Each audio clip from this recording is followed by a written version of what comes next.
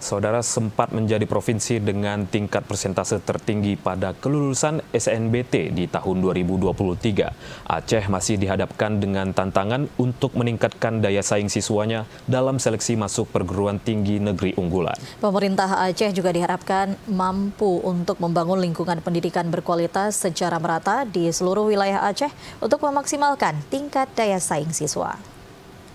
Berdasarkan data dari Badan Pengelola Pengujian Pendidikan, persentase kelulusan siswa Aceh ke perguruan tinggi negeri atau PTN pada tahun 2023 mencapai 41%. Dari total 16.550 siswa Aceh yang mengikuti seleksi nasional berdasarkan tes atau SNBT, jumlah siswa yang lolos ke perguruan tinggi negeri mencapai 6.734 orang.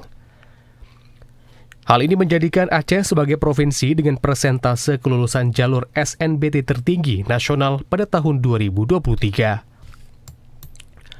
Meski demikian, Wakil Rektor Bidang Akademik Universitas Syakuala, Profesor Agus Sapti, menyoroti rendahnya jumlah persentase siswa Aceh yang lolos melalui SNBT di 4 program studi favorit di Universitas Syakuala, yaitu pendidikan dokter gigi, farmasi, dan informatika.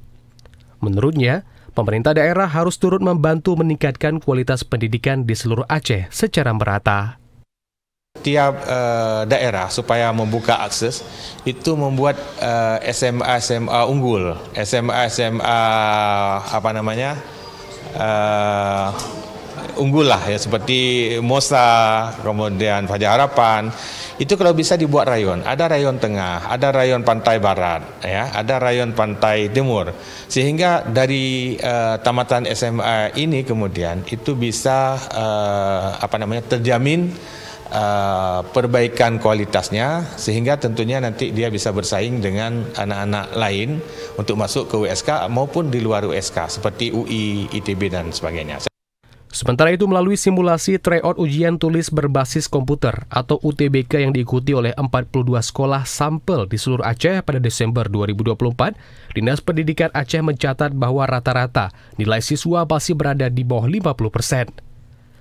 Hasil rata-rata nilai tryout ini dapat menjadi evaluasi bagi pemerintah Aceh, mengingat pemerintah Aceh menjadikan UTBK SNBT sebagai salah satu indikator keberhasilan pendidikan di Aceh.